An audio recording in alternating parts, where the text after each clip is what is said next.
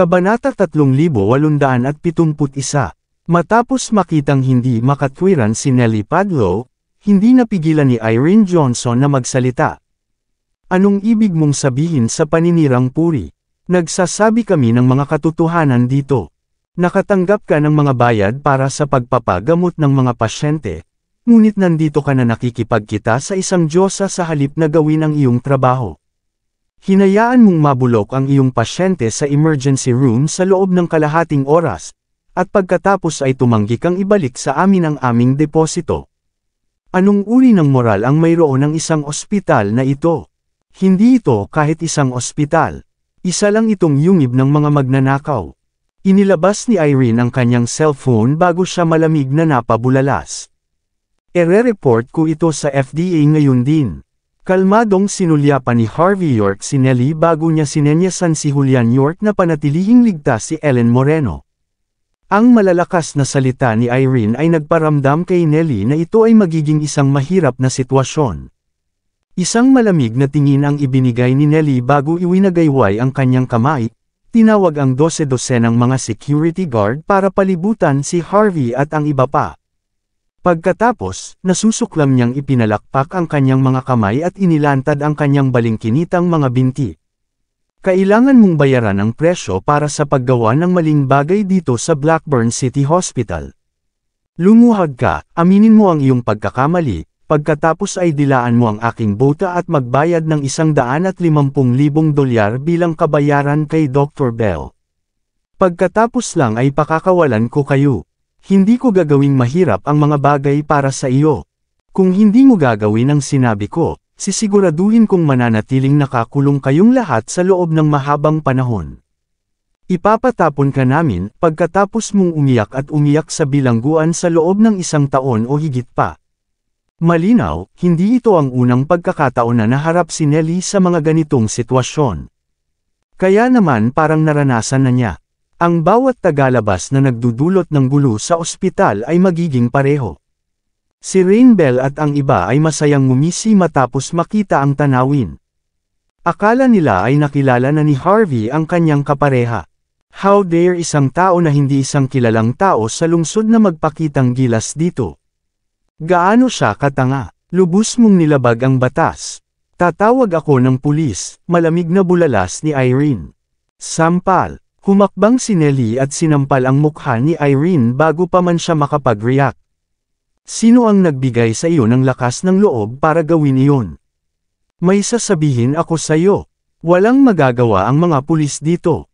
Kung hindi mo gagawin ang sinabi ko, kahit ang Diyos ay hindi makakapagligtas sa iyo. Si Irene ay isa ring martial artist ngunit walang oras na mag-react siya sa sampal. Napilitan siyang madapa pabalik sa puntong muntik na siyang matamba.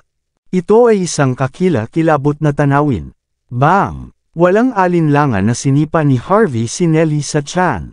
Napasigaw si Nellie sa sakit habang pinapagulong-gulong siya. Sa isang malakas na putok, ang likod ni Nellie ay nabasag sa dingding. Naghiyawan sa takot ang magagandang nurse at doktor. Agad ding nagbago ang ekspresyon ng mga security guard. Hindi nila inaasahan na may mangyayaring ganito. Si Nellie ang reyna ng Blackburn City Hospital. Ang mga doktor, nurse, at maging ang mga tagapaglinis ay walang pagpipilian kundi alagaan siya ng walang kondisyon. May isang dayuhang mayamang tagapagmana na ng abuso sa kanya noon, ngunit nabali ang kanyang paa sa kalahati at hindi nagtagal ay itinapon sa likod ng mga rehas dahil sa malakas na suporta ni Nellie. Isang bagong mayamang tagapagmana ang pinalaya nang humingi ang kanyang pamilya at binayaran siya ng pera. Ngunit ang isang malakas at dominanteng karakter na tulad niya ay lubos na dinurog ng isang estranghero. Hindi ito kapani-paniwala. Napakalaki ng impluwensya ni Nellie sa loob ng lungsod, ngunit kahit ang mga security guard ay makapagtuturo sa mga tagalabas ng leksyon na hinding-hindi nila malilimutan. Pagkaraan ng ilang sandali, sa wakas ay nanambalik na rin si Nellie Padlow. Napahawak siya sa tiyan niya na galit na nakatingin kay Harvey York. How dare you na sipain ako, bastard ka? Kilala mo ba kung sino ako? Ikaw ay isang walang prinsipyong may-ari ng ospital, tama ba? Sagot ni Harvey, nakuha ko ang tamang tao, tama ba? Ikaw, galit na galit si Nelly nang makita ang kalmadong ekspresyon ng mukha ni Harvey. Pumunta ka, kunin mo siya, lahat kayo, sigaw niya sabay turo kay Harvey. Ako ang mananagot para dito. Dose-dosenang mga security guard ang ganap na pinalibutan si Harvey habang nagpapakita ng nakakaawang ngiti. Laking gulat ni Irene Johnson sa nakita. Hindi pa siya nalagay sa ganitong sitwasyon, ni hindi niya naisip na magiging ganito ka-unreasonable ang ospital. Mag-ingat ka, Mr. York. Biglang bulalas ni Irene. Tumawa si Rain Bell. Namatay na ang batang ito dahil sa pagkontra sa direktor. It doesn't matter kung mag-iingat siya. Dapat patay na siya. Ang mga pasyente at mga medikal na kawani na nanunood ng palabas ay hindi napigilan ang kanilang mga ulo at buntong hininga. Alam ng lahat na ang katayuan ni Nelly ay nasa gitnang uri, ngunit mayroon siyang kapangyarihan at mga koneksyon. Walang sinuman sa ospital ang nang-ahas na kalabanan siya. Yung mga turistang iyon ay kailangang labanan si Nelly sa lahat ng tao rito. May death wish ba sila o ano? Lumakad papunta kay Harvey ang security guard sa harapan na may mapait na ngiti. Pinatunog pa niya ang kanyang leeg bago nagpakita ng masamang tingin. Baliw ka para manggulo dito, anak. Sampal, masyado kang masalita. Sinampal ni Harvey ang security guard sa mukha na may inis na ekspresyon. Agad na bumagsak sa lupa ang security guard, at nawalan ng malay. Nahimatay siya. Natigilan ang mga medical staff at mga pasyente sa paligid. Maging sina Nelly, Rain at iba pa ay nakatayong natigilan. Hindi nila inaasahan na ang malaki at malakas na security guard ay hihimatayin sa isang sampal. Anong biro ito? Likas silang umatras matapos makita ang tanawin. Napuno ng hindi mapigil ang galit si Nelly nang mapagtanto niyang takot na takot siya. Pumunta ka, kunin mo siya. Wala siyang magagawa sa iyo. Galit talaga siya, paano niya mapapanatili ang kanyang posisyon bilang reyna ng ospital kung ang isang tagalabas na tulad nito ay nananatiling buhay. Siya ay magiging pinakamalaking biro sa bayan kung ang balitang ito ay lumabas. Hindi niya matanggap ang katotohanan iyon. Galit na naghiyawan ang natitirang mga security guard bago sinuntok si Harvey. Sinenyasan ni Harvey si Julian York na asikasuhin sina Irene at Ellen Moreno bago humakbang. Sampal, sampal, sampal. Sa loob lang ng 30 segundo, nagawang sampalan ni Harvey ang bawat security guard na nakapaligid sa kanya hanggang sa lupa. Pagkatapos, mahinahong pinunasan ni Harvey ang kanyang mga kamay gamit ang tissue. Ang iyong mga tao ay hindi mahusay dito. Ikaw. Huwag mong isipin na magagawa mo ang lahat ng gusto mo dahil lang kaya mong lumaban. Napa-atres si Nelly ng ilang hakbang matapos matakot sa pangingibabaw ni Harvey. Muli siyang humakbang pasulong habang nagngangalit ang kanyang mga ngipin na nagngangalit sa galit. Tawagan si Inspector Miller, Rain. Sabihin mo sa kanya na may nagdudulot ng gulo sa ospital. Ang bastos na ito ay hindi maglalakas loob na labanan siya. Alam ko. Kumunat ang noo ni Harvey York. Masasabing nilabag talaga ng Blackburn City ang batas. Ang pakikipagsabuatan sa mga opisyal ng gobyerno tulad nito ay malinaw na labis. Naisip ni Nelly Padlo na nabigla si Harvey nang makita niya ang kanyang mukha. Mabilis niyang nabawi ang kanyang lakas ng loob habang nagngangalit ang kanyang mga ngipin. Ano, natatakot ka ba ngayon? Pinandilatan niya ng malamig na ngiti si Harvey. Naiintindihan mo ba sa wakas kung ano ang mali mo? May oras pa para magmakaawa. Kung hindi mo gagawin iyon, huwag mo akong sisihin sa mga sumunod na mangyari. Sinabihan ni Nelly si Rain Bell na tawagan ang medical staff at iba pang security guard. Si Harvey at ang iba pa ay napapaligiran sa loob at labas. Napatingin ang mga tao kay Harvey at sa iba pa. Naniniwala silang sapat na ang kanilang bilang para takutin sila. Lalong naging mayabang si Nelly matapos makita ang tanawing iyon. Sambahin at dilaan mo ang aking sapatos ng malinis, anak. Bulalas niya matapos magpakawala ng malamig na tawa. Kung hindi, ikaw at ang iyong mga kaibigan ay kailangang manatili sa likod ng mga rehas ng ilang sandali. Nagsimulang magpanik si Irene Johnson. Malamig na ngumisi si Julian York na may masamang tingin sa kanyang mukha. Napailing ang mga nasa paligid, naaawa sa mangyayari kay Harvey. Ano ang gagawin nila kapag dumating ang mga inspector? So paano kung makalaban sila? Ano ang gagawin nila? Labag sa batas. Nanatiling kalmado ang ekspresyon ni Harvey habang nakatingin kay Nellie. Hindi ko alam kung makukulong kami. Ngunit, alam ko na ikaw at ang ospital ay kailangang magbayad para sa nangyari. Sapat na masama na ikaw ay walang prinsipyo, ngunit sinusubukan mo ring samantalahin ang buhay ng mga tao dito. Ito ay walang iba kundi isang yungib ng mga magnanakaw na itinayo para manloko ng pera mula sa mga hindi inaasahang turista. Umapak ka na parang normal lang ang lahat ng nangyayari dito. Ang iyong magagandang araw sa wakas ay magtatapos na ngayon. Ang ospital na ito ay nakatakdang magsasara. Nagbo si Rain at ang mga magagandang nurse matapos marinig ang mga salita ni Harvey. Marami na siyang nakitang mga tinatawag na magnates na nagsasalita dito, ngunit hindi nila nagawang sorpresahin sila kahit isang beses. Ginagamit pa nga ng ilan ang awtoridad ng ibang tao para magbanta. Habang ang iba ay hihingi ng backup kahit na wala silang sapat na kapangyarihan upang gumawa ng anumang makabuluhang bagay. Malamig na tawa ni Nellie. Sa tingin ko mas alam mo kung paano gamitin ang bibig na iyon kaysa sa iyong mga kamao. Gusto mo bang magsara ang ospital? Sino ka sa tingin mo? Maaari ka naming lunurin sa laway dito kung gusto namin. Sa tingin mo ba may karapatan kang isara ang ospital? Si Rain at ang iba ay sabay-sabay na tumango bago nagpakita ng mapagmataas na ekspresyon. Naturally, naniniwala sila na ang tanga na ito, si Harvey, ay makakatagpo ng isang kakilakilabot na kamatayan. Sir York, dapat ba tayong humingi ng tulong? Likas na tanong ni Julian matapos makita ang paningin. Hindi na kailangan. Gusto kong makita kung ano ang magiging reaksyon ng Blackburn City Inspector sa sitwasyon, sagot ni Harvey na may malabong ngiti. Nag-alinlangan si Julian bago nanatiling tahimik.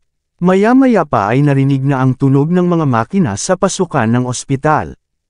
Pumasok sa loob ang isang dosenang naka-uniporming lalaki na may mga baril. Isang lalaking kulot ang buhok ang nangunguna sa grupo na nagwagayway ng kanyang kamay bago itulak ang mga tao patungo kay Nellie. Naririnig ko na may nanggugulo dito, Direktor Padlo, sabi niya na may galit na galit sa kanyang mukha. Sinota, tuturuan ko silang igalang ang mga batas ng Blackburn City. Tuwang-tuwa si Nellie Padlo nang makita niyang sumulpat ang lalaki. Agad niyang niyakap ang braso ng lalaki na may maamong tingin bago siya bumulong, perfect timing, Inspector Miller. Tinawag kaming immoral ng bastos na iyon bago niya sinimulang sampalan ang lahat ng nandito. Sinapak pa niya ako sa tiyan. Kailangan mo siyang ilagay sa selda. Kailangan niyang pag-isipan kung ano ang ginawa niya. Kailangan niyang malaman kung ano ang mangyayari kung lalabanan niya ako. Itinuro ni Nellie si Harvey York na may mataas at makapangyarihang ekspresyon sa kanyang mukha. Sabay-sabay na nagsalita si Rain Bell at ang iba, na sinisigawan si Harvey dahil sa pagiging hindi makatwiran at nagdudulot ng gulo. Ano, sino ang nanakit kay Director Padlo? Sa sikat ng araw. Hindi ba mahalaga ang batas? Malamig na pinandilata ni Inspector Miller si Harvey.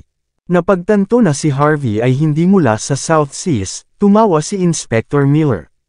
Dalhin mo siya, matagal tayong makapagkwentuhan sa kanya pagkatapos nito. Barilin siya kaagad kapag tumanggi siya. Ngumiti si Harvey bago tumingin kay Inspector Miller. Isa kang inspector, kinakatawan mo ang puwersa ng pulisya, ngunit hindi mo muna iimbestigahan ang lahat dito. Sa tingin mo ba kailangan ko ng isang tulad mo na magturo sa akin? Nananakit ka ng mga tao. Ito ay isang krimen. Natural lang na kunin kita.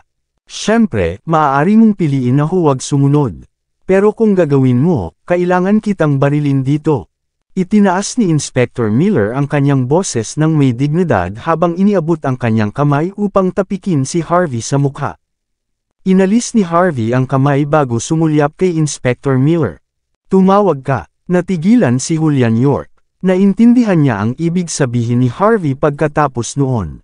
Mabilis siyang nag-dial ng numero bago saglit na nagsalita sa telepono, pagkatapos ay ibinigay ito kay Inspector Miller. Sinabi ng boss mo na sagutin mo. Sumimangot si Inspector Miller bago kinuha ang telepono. Sa sumunod na segundo, biglang nawalan ng kulay ang mukha niya. Pagkababa ng telepono na may malungkot na tingin, at binigyan niya ng malamig na tingin si Harvey. Wala akong magagawa tungkol sa kanila, Direktor Padlo, sabi niya kay Nellie. Siyempre, hindi niya inasahan na talagang kilala ni Harvey at ng iba pa si Inspector Fales ng Blackburn City Police Station. Hindi masyadong agresibo si Inspector Fales nang magsalita siya. Pagkatapos ng lahat, siya ay kanyang kaibigan. Ngunit ito ay sapat na upang ipakita ang kapangyarihan ni Harvey para sa kanya upang magkaroon ng isang relasyon sa isang kilalang figure. Alam ni Inspector Miller na wala siyang pagkakataon laban sa lalaking nasa harapan niya. Wala kang magagawa, si Nellie ay may kakilakilabot na ekspresyon sa kanyang mukha. Isang grupo lang sila ng mga turista, Inspector Miller. Anong ibig mong sabihin na wala kang magagawa sa kanila? Wala nang sinabi pa si Inspector Miller. Tumingin siya ng malalim sa mga mata ni Harvey bago siya tumalikod. Sinabi ko bang pwede kang umalis? Mahinahong sabi ni Harvey. Naningkit ang mga mata ni Inspector Miller bago siya tumingin kay Harvey. Sapat na ang respetong ibinigay ko sa iyo. Huwag mong subukang lumampas sa linya. Sa tingin mo ba natatakot talaga ako sa iyo? Bilang isang tagapagpatupad ng batas, hindi ka lamang sapat na hindi makatwiran para pumanig sa may kasalanan, at hindi ka man lang makahingi ng tawad, ngunit sinusubukan mong tumakas ng ganito. Humakbang pagharap si Harvey bago itinaas ang palad. Nirerespeto mo na ba ako simula nang dumating ka dito? Paano ang mga batas ng lungsod ng Blackburn? Oh! Napasigaw si Inspector Miller sa sakit habang pinalipad siya. Kitang-kita sa mukha niya ang matingkad na pulang marka ng palad. Maraming salamat sa lahat ng sumusubaybay. Please subscribe and follow my YouTube and Facebook channel, Pilipino Novel. Maraming salamat po. Kabanata 3875. Natahimik ang karamihan. Medyo masyadong mayabang ang turistang ito. Si Inspector Miller ay sumuko na sa kanya, ngunit sinusubukan pa rin niyang pagsamantalahan siya. Ito ay talagang kakilakilabot. Natisod si Inspector Miller sa lupa. Wala siyang ideya kung gaano talaga kalakas si Harvey York nang muli niya itong tingnan sa mata. Namumula siya sa galit. Don't you dare cross the line, boy! Galit na sigaw ni Inspector Miller. Sampal. Itinapat ni Harvey ang likod ng kanyang kamay sa mukha ni Inspector Miller. Kailangan mong malaman kung kailan dapat aminin ang iyong mga pagkakamali. Paanong hindi mo naiintindihan ang ganoong simpleng konsepto? Naikuyom ni Inspector Miller ang kanyang mga kamao at nagngangalit ang kanyang mga ngipin. Gusto niyang barilin si Harvey noon at doon, ngunit hindi siya makaipon ng lakas para gawin iyon. Patawad. Naturally, hindi siya natatakot kay Harvey. Takot talaga siya kay Inspector Fales. Hindi siya maglalakas loob na labanan si Harvey dahil sa kanya nga. Matapos marinig ang paghingi ng tawad, humakbang pasulong si Harvey bago sinampal sa mukha si Inspector Miller. Umalis ka na dito. Si Inspector Miller ay pasuray-suray na umalis sa lugar kasama ang iba pang mga inspector. Kitang-kita nila ang mga seryosong ekspresyon sa kanilang mga mukha habang sila ay umalis. Agad na naging matamlay ang mga tao. Hindi nila inaasahan na magkakaroon ng ganito kalaking kapangyarihan si Harvey at ang iba pa. Hindi lamang nila itinapon si Inspector Miller, ngunit nagawa ni Harvey na maglagay ng ilang sampal bago iyon. Mukhang minaliit kita, hindi ko akalain na magkakaroon ka ng kahanga-hangang background. Ngunit hindi mahalaga kung gaano ka katatag, hindi mahalaga kung sino ang sumusuporta sa iyo sa likod mo. Ang aming suporta ay 100 beses na mas malakas kaysa sa iyo. Namatay ka na sa pagkontra sa akin. Ganoon ba? Hindi ka ba natatakot na sirain ko ang ospital sa isang tawag lang? Sagot ni Harvey, gusto mong sirain ang ospital. Malaki ang sinasabi mo. Ibibigay ko sa iyo yan. Maririnig ang mga nakakainsultong boses sa sandaling ito. At sino ka? Young Master Padlo. Lumuwag ang ekspresyon ni Nellie Padlo nang marinig ang mga salitang iyon bago tumingin sa grupo ng mga tao sa likuran niya. Perpektong timing, young Master Padlo. Ang batang ito ay gumagawa ng gulo dito sa buong oras. Hindi lang niya sinaktan ang ating mga tao, gusto pa niyang sirain ang buong ospital. Kailangan mo kaming tulungan. Isang gwapong binata na may palakaibigang kilos ang lumabas kasama ang isang grupo ng 100 tao. Sabay-sabay na sigaw ni Rain Bell at nang iba nang makita ang mukha ng lalaki. Young Master Padlo, hinaplos ng binata si Rain bago naningkit ang mga mata sa eksenang nasa harapan niya. Ito si Gail Padlo, anak. Siya ay mula sa South Sea Martial Arts Alliance. Hindi ka maglalakas loob na labanan siya. Napuno ng tapang si Nelly nang dumating ang suporta. Mayabang niyang itinuro si Harvey ng mga oras na iyon. Si Young Master Padlo ay shareholder ng ospital at kapatid ko din. Kung lalabanan mo si Young Master Padlo, lalabanan mo rin ang South Sea Martial Arts Alliance. Anong karapatan mong labanan ang South Sea Martial Arts Alliance? Hindi ka rin nila kakausapin tungkol sa mga tula o dahilan. Kaya lumuhad ka na lang. Ang mapagmataas na ugali ni Nelly ay buo ang ipinakita. Nagtaas ng ulo si Rain at ang iba pa. Sa wakas ay nakahinga sila ng maluwag nang may umalale sa kanila. Kung tutuusin, naniniwala sila na gaano man kalakas at maimpluwensya si Harvey, kailangan niyang lumuhad sa South Seas Martial Arts Alliance. Maging ang pamahalaan ng lungsod ng Blackburn ay walang pagpipilian kundi ang sumaludo sa organisasyon. Yung outsider lang si Harvey. Anong karapatan niyang magpakitang gilas sa harap ng South Sea Martial Arts Alliance? Kinuha ang Padlo. Tahimik na ngumiti si Harvey York kay Nelly Padlo. Siya ang iyong pangunahing shareholder at ang iyong pinakamalaking suporta.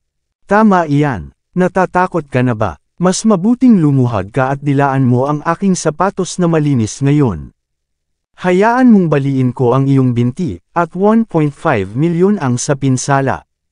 Saka ko lang isa sa alang-alang na hilingin kay Young Master Padlo na hayaan kang mabuhay. Kung hindi, lahat kayo ay makakakuha nito.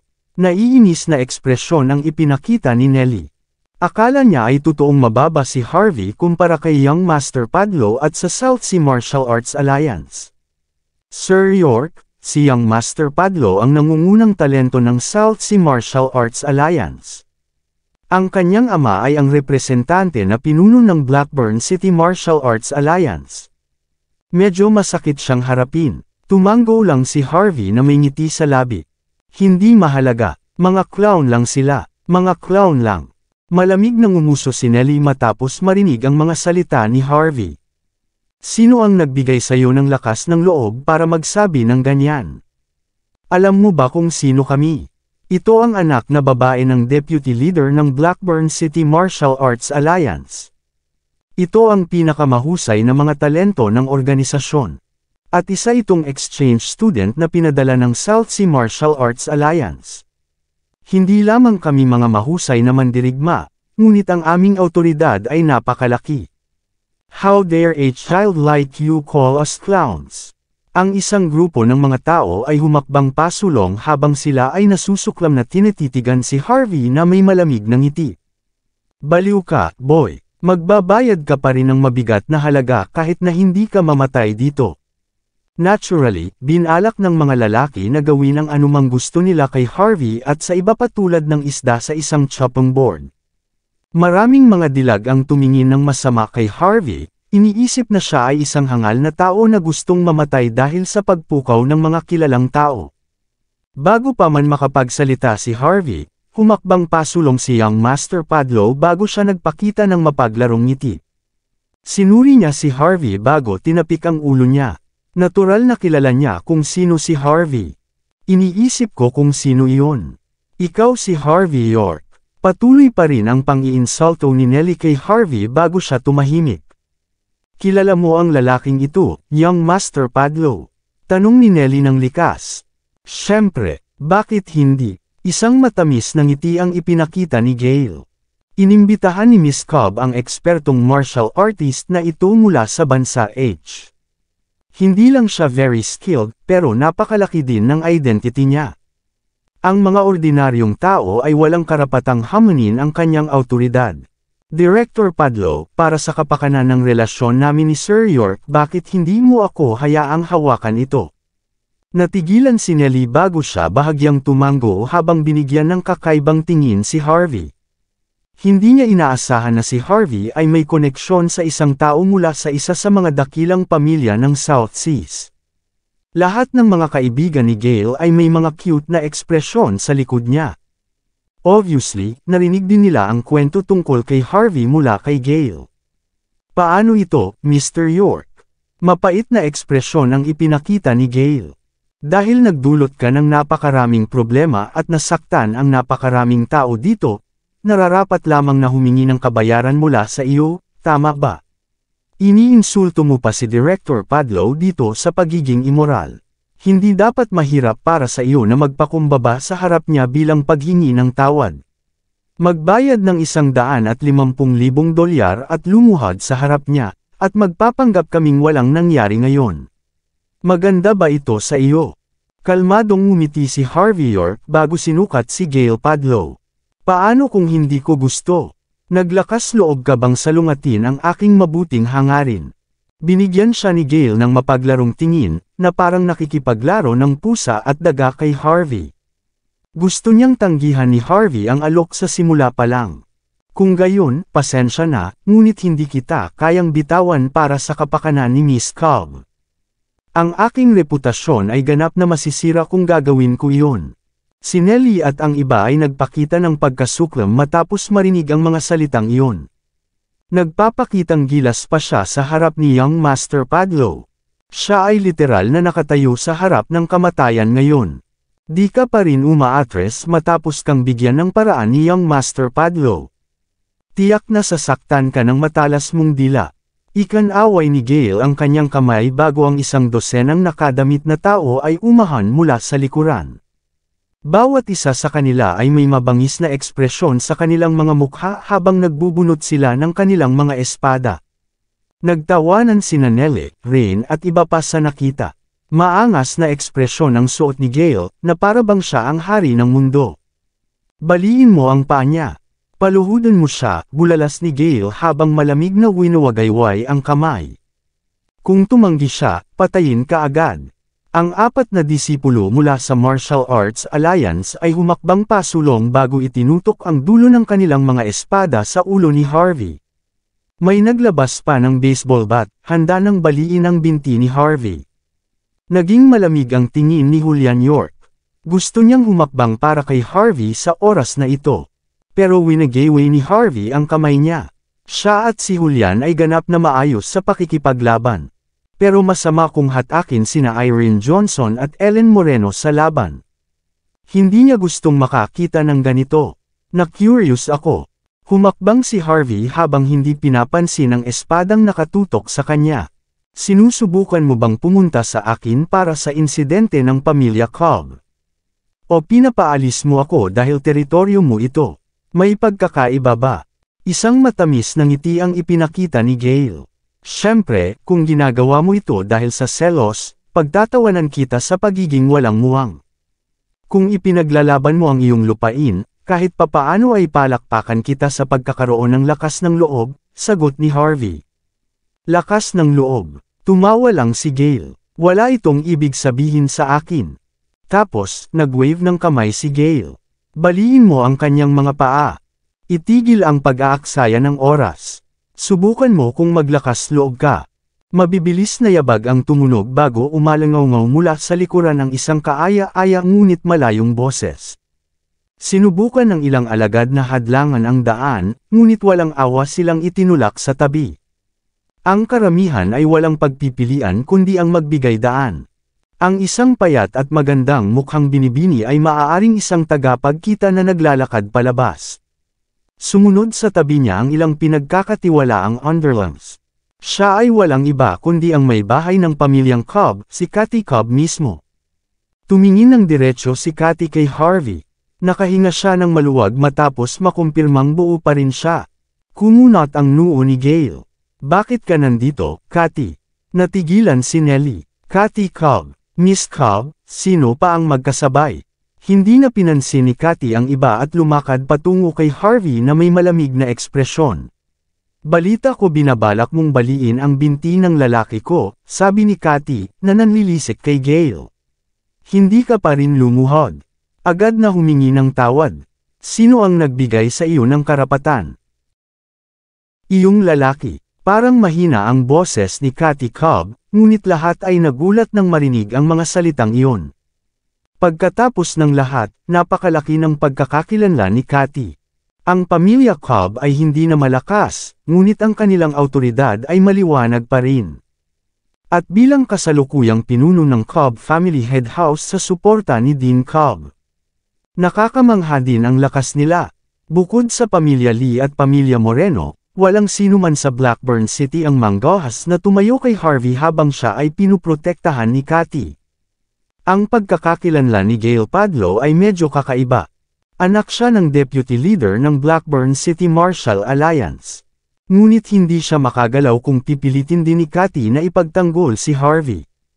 Maliban kung talagang bumagsak ang pamilya Cobb at nilamon ng buong koponan ng Blackburn City, na hindi mananatili ang lakas ni Cathy. Higit sa lahat, palaging tinuturing ni Gale na dream girl si Cathy dahil matagal na niya itong hinahabol. Nanggagalaiti siya sa galit nang marinig niya ang sinabi ni Cathy.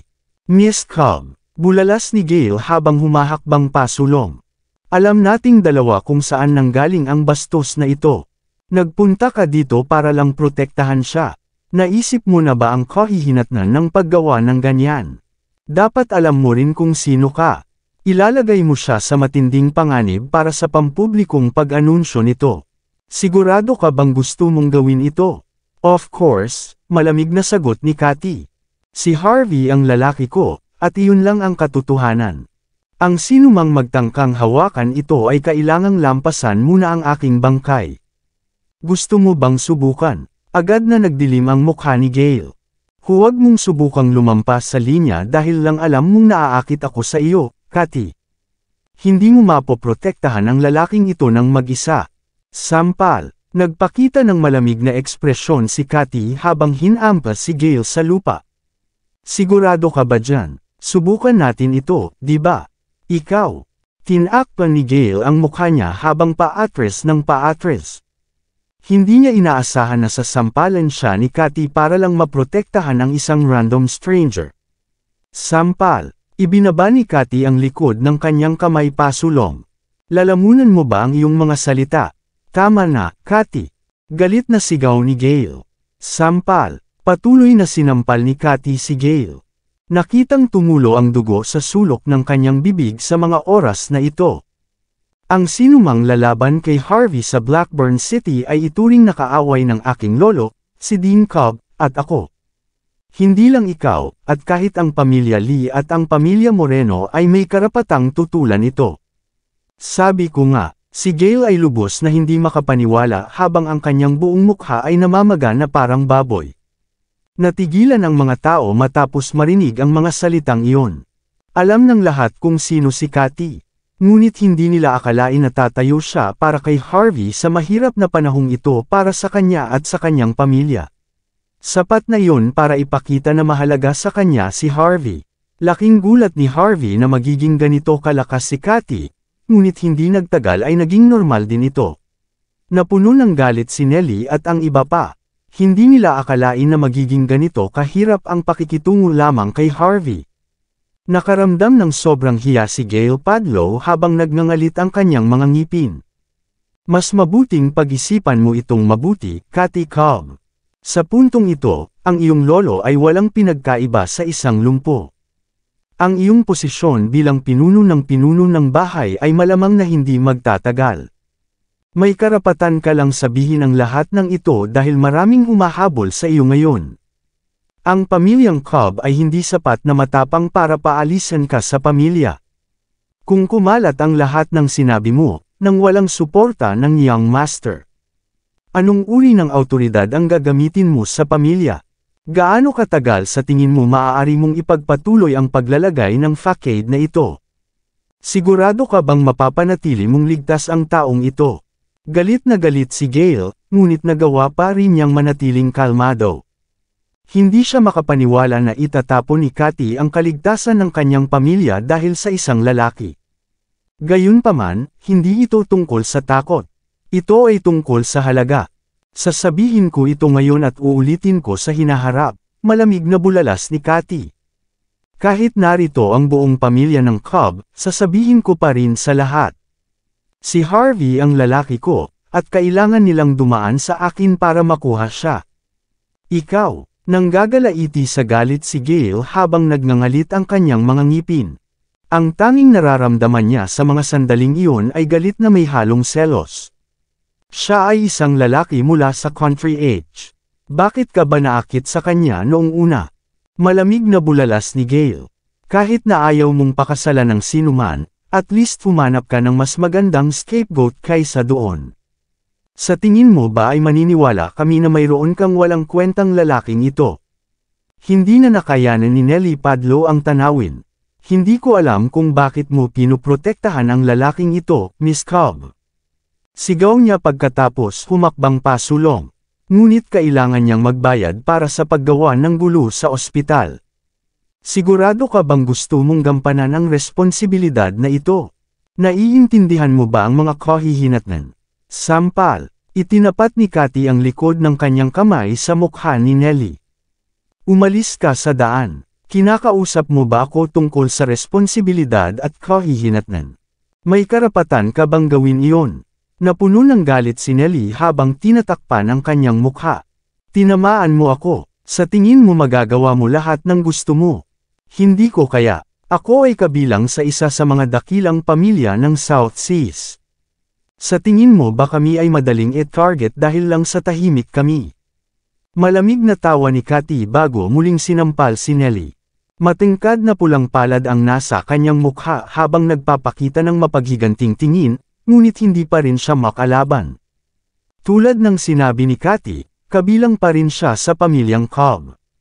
Maliban kung bumagsak ang kanyang pamilya, ang maliliit na Fries tulad ni Nellie ay hindi magkakaroon ng pagkakataon laban kay Cathy sa isang lugar tulad ng Blackburn City. Ito ay isang lehitimong mundo, Miss Cobb. Nag-uusap tayo dahil dito. Wala kang pakialam na cop coupon ang isang kriminal na magdudulot ng gulo sa iyong pamilya.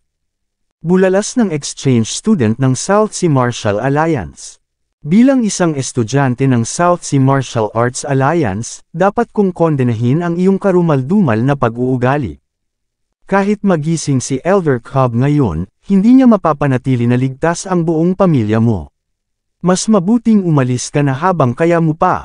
Sampal. Agad na sinampal ni Cathy ang exchange student nang hindi napapansin. Bakas sa mukha ni Harvey ang pagtataka sa nakita. Tulad ng inaasahan sa pinuno ng South Sea Alliance. Ang mga ordinaryong tao ay hindi maihahambing sa gayong pangingibabaw. Kabanata 3880. Si Gail Padlo ay nagsuot ng kasuklam-suklam na ekspresyon habang literal na binabastos ni Cathy Cobb ang exchange student. Alam niyang wala siyang pagkakataon laban kay Harvey York noong araw na iyon. Inaamin ko ang pagkatalo ko, Harvey, ngunit laging may maraming oras. Hindi ka mapoprotektahan ng babaeng ito magpakailanman. Gusto kong makita kung hanggang kailan ka tatagal ng ganito. Pinandilatan niya ng malamig na tawa si Harvey, saka dahan-daang lumayo. Nagtawanan si Nellie Padlo at ang iba pa. Iniisip ng tagalabas na ito nakahanga-hanga siya dahil lang sa inaalagaan siya ng babaeng iyon. Lagi namang may oras para matugunan niya ang kanyang kapalaran. Maghintay. Nagsalita si Harvey pagkatapos ng mahabang katahimikan. Sinabi ko bang isa sa inyo ang pwedeng umalis? Damang-dama ang invisible aura ni Harvey na bumabalot sa buong lugar. Alam niyang mas makabubuti kung gagawin niyang protektahan siya ni Cathy. Ngunit sa wakas ay nagawa niyang malaman ang sitwasyon habang nakikinig sa gilid. Sa paghusga sa paraan ng kanyang ginawa, hindi niya hahayaang magdusa si Cathy para sa kanyang pansariling pakinabang. Lahat ay nagpakita ng kakaibang tingin nang makitang lumabas si Harvey. Tinakpan ng mga doktor at nurse ang kanilang mga bibig, nagulat sa ginawa ni Harvey. Gusto nilang makita kung talagang baliw siya. Sa wakas ay ipinagtanggol siya ni Cathy laban sa isang kilalang tao tulad ni Young Master Padlo at gayunpaman ay ginagawa pa rin niya ang mga bagay na tulad nito. May death wish ba siya o ano? Napahinto si Gale sa kanyang kinatatayuan bago siya kumunat ang noo. Ano pang gusto mo? Inamin ko na ang pagkatalo ko. Nag-cross arm si Harvey at humakbang. Sa tingin mo tapos na. Kinuha mo ang pera ko nang hindi mo ginagamot ang mga pasyente at pagkatapos ay inabuso mo ang iyong awtoridad para samantalahin ang karamihan. Sinubukan mo pa akong ilagay sa likod ng mga rehas at pinilit akong lumuhad sa pamamagitan ng pagbali ng aking mga binti. Sinasabi mo ba na hindi mo ako bibigyan ng pahayag tungkol dito? Sa tingin mo makakatakas ka? Kung hindi dahil kay Miss Cobb, kung isa lang akong ordinaryong turista, hinayla na ako ninyo palayo ng walang paraan para lumaban ngayon, di ba? Hindi naman talaga ako bayani. Naisip ko lang na dapat kayong turuan ng leksyon. Babayaran kita para sa panloloko ng pera mula sa bulsa ng mga tao. Kaya nga hindi kita pakakawalan hanggat hindi ito natatapos. Magiliw nang umiti si Harvey, ngunit ang kanyang mga salita ay puno ng layunin ng pagpatay.